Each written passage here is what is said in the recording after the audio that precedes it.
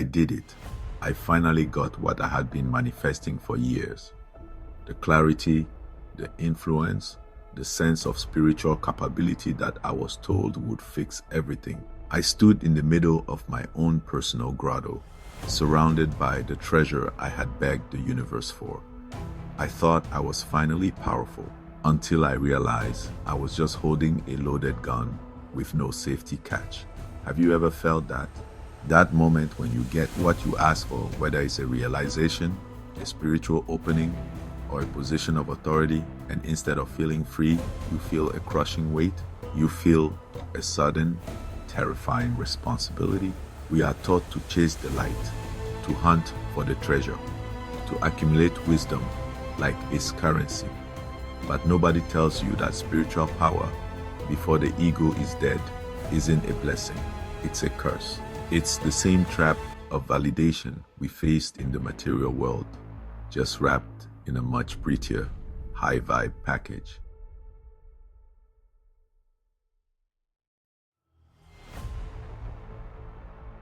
Welcome back to the House of Luminosity. We are continuing our dissection of the Monte Cristo archetype. We've survived the betrayal, we've endured the Chateau d'If, and we've experienced the death of the old self. Now, we arrive at episode 6, the Grotto. In the story, Edmond Dantès follows the map of the mad priest Faria to the island of Monte Cristo. He enters the cave and finds the Spada treasure, unlimited wealth, unlimited resources, the power to do anything.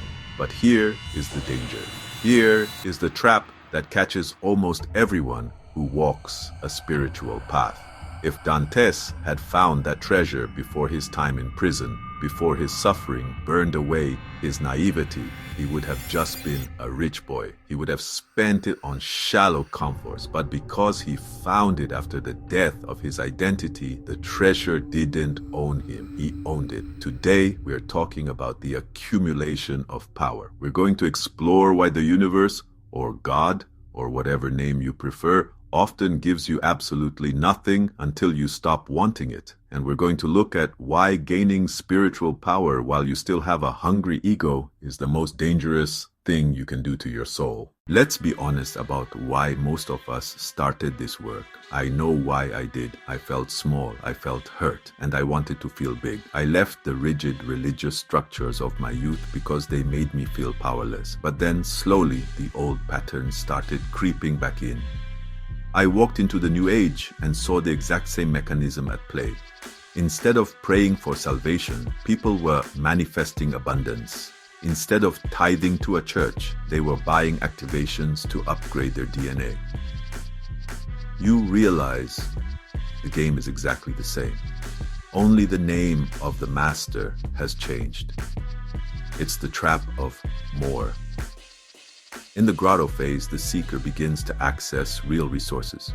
Maybe your intuition sharpens. Maybe you gain the ability to influence others. Maybe you start to understand how reality actually works. This is the Spada treasure. But if you are still operating from the ego, you treat these spiritual insights exactly like a consumer product. You hoard them, you use them to build a new identity. I am the awakened one. I am the healer. I am the one who knows. It's a smug sense of superiority, isn't it? It's the us versus them mentality all over again. The awakened versus the sheeple. This is spiritual gluttony. When you are in the grotto staring at the gold, the ego screams, "Look at what I have found. Look at how special I am." But true power, the kind Dante wields as the Count, requires total detachment.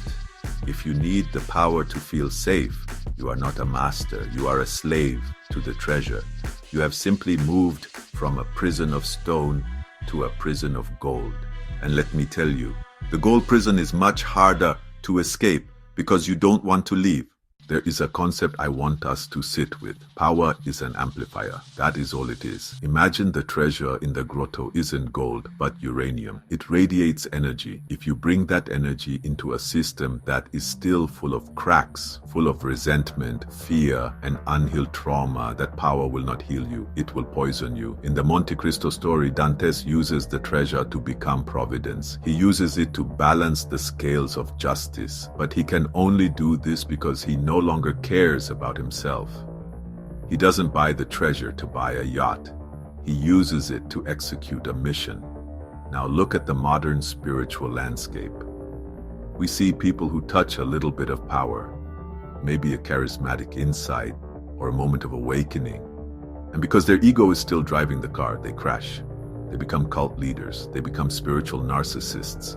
They use their high vibes to bypass their humanity and judge anyone who is struggling. It's the same logic of shame we saw in religion, just wrapped in the language of frequency. If you are insecure and you get power, you become a tyrant. If you are fearful and you get power, you become paranoid. If you are unloved and you get power, you become a manipulator. This is why the silence of God is actually a mercy. Have you ever been frustrated that your prayers aren't answered, that your manifestations aren't arriving? Consider this, maybe you aren't being punished, maybe you are being protected. If you were given the power you are asking for right now, with your current level of attachment and fear, it would destroy you. The universe often withholds the treasure of the grotto until it knows you won't use it to hurt yourself. This brings us back to the prison, the Château d'If. Dante spent 14 years in darkness before he found the light of the treasure. 14 years of having absolutely nothing, no name, no hope, no future. Why is this phase necessary? Why can't we just skip to the grotto? Because poverty, spiritual poverty, is the only thing that breaks the ego's addiction to validation. When you have nothing, you are forced to find out who you are when the world isn't applauding you. I spent years trying to skip the prison. I wanted the download without the discipline. I wanted the resurrection without the crucifixion. But it doesn't work that way. The accumulation of power is only safe for the one who is comfortable with nothing. There is a paradox here that drives the ego crazy. You only get the power when you no longer need it to be happy. Think about the times in your life when things finally flowed. Was it when you were grasping, desperate, and checking your phone every 5 minutes? Or was it when you finally let go, sighed, and said, I'm okay regardless of what happens? That surrender is the key to the grotto. Dante didn't find the treasure because he was greedy. He found it because he was ready to use it for something bigger than his own comfort. If you are still trying to use spirituality to get a better life, more money, a better partner, more status, you are still thinking like the old Edmond Dantès. You are thinking like a victim who wants to be a winner. The master, the archetype of the count, doesn't want to win. The master wants to align with truth, and sometimes truth looks like losing everything. So, how do we know if we are in the grotto? How do we know if we are accumulating power or just accumulating spiritual clutter? The test is simple, but it is brutal. Can you hold the treasure without grasping it? Can you have the answer and remain silent? Can you possess the power to change a situation, but have the wisdom to let it play out because you trust the other person's journey? The ego loves to intervene. The ego loves to save people. The ego loves to be the hero. But true spiritual power is quiet.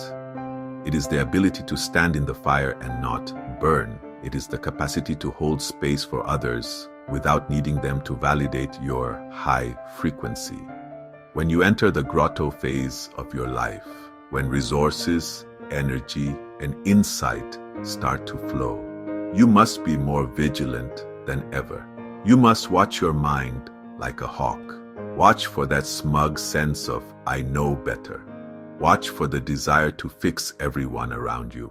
Watch for the feeling that you're finally special. Those are the whispers of the ego trying to claim the treasure for itself. If you listen to them, the grotto becomes a tomb. You will be buried alive under the weight of your own spiritual self-importance. The grotto is not the end of the journey. It is just the armory. It is where you pick up the tools you will need for the final act.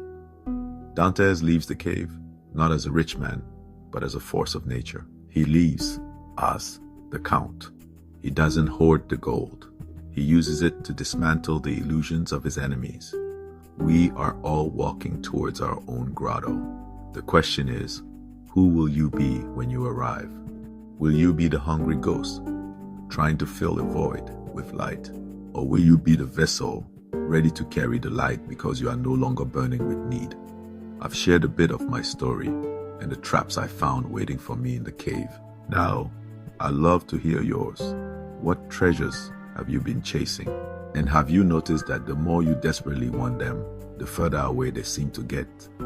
Share your experience in the comments below. Your story might just be the key that helps someone else drop the weight they've been carrying.